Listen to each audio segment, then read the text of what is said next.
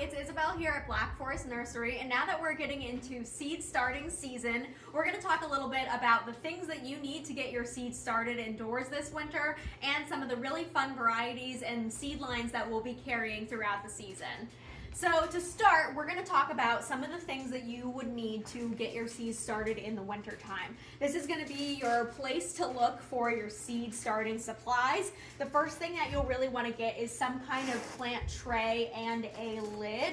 These are going to create the right conditions. You've also got this right here that has a already made seed trays, and it comes with its own lid to keep that humidity locked in.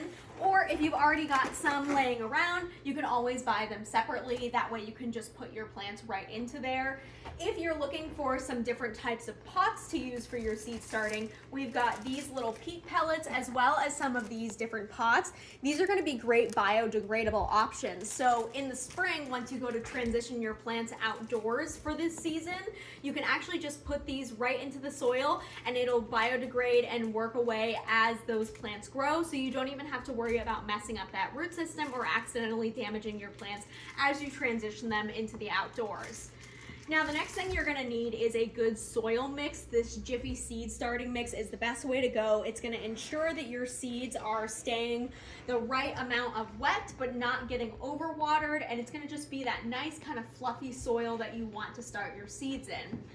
Now, the other thing you want to consider about your environment is where you're starting your seeds needs to produce the right conditions. So if you're in an area that might be a little bit colder, maybe you only have room to start your seeds down in the basement, you want to invest in something like a heat mat to keep your plants from getting too cold.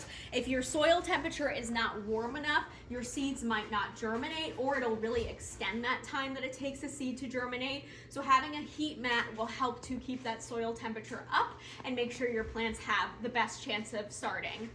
Another thing you want to talk about is lighting. The lighting is really the best way to go. So these are just little LED desktop lights. These are going to be good if you're just starting maybe a couple plants in a pot, or if you're trying to just bring more light into a space where you don't necessarily have as much room.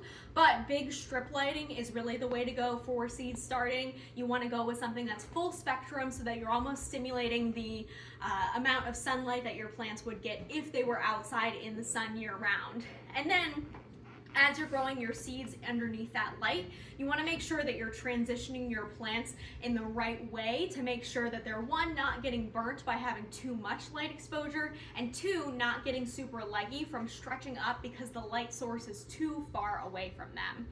So now we're going to get into talking about our actual seeds. Now, if you're looking for just kind of a general mix of seeds to start with, we've got these great options down here that are a scatter seed mix. So the first ones we have down here are a shade wildflower mix, deer and rabbit resistance, and then we've also got some perennial wildflowers, along with a couple other really fun options if you're just looking for something that is quick and easy. You scatter it in your yard and it gets you started with some nice combinations. There's also these scatter cans that are good if you're looking more for that pollinator garden, trying to build kind of a wildflower garden in your yard. These are super easy. You just open that can, shake it right out into the soil, and it'll get you started with a nice, beautiful garden for the spring. But if you know exactly what kinds of seeds you want to start this season, there's tons of different options to choose from. Renee's Garden has a ton of different fun varieties that you don't normally see out there, from your giant sunflowers that can grow upwards of 10 feet tall to some of your more fun vegetable varieties that give you different colored cherry tomatoes if you're looking to spruce up some of your salads in the summertime, and even some different colors of beans, peppers, and some of your lettuce varieties. Livingston Seed Line is going to have a little bit more of what your typical plants are going to be for the season. They have tons of annuals, from cosmos to morning glories and different sunflowers as well. They've also got some perennial flowers if you're looking to play the long game and start some perennial seeds indoors.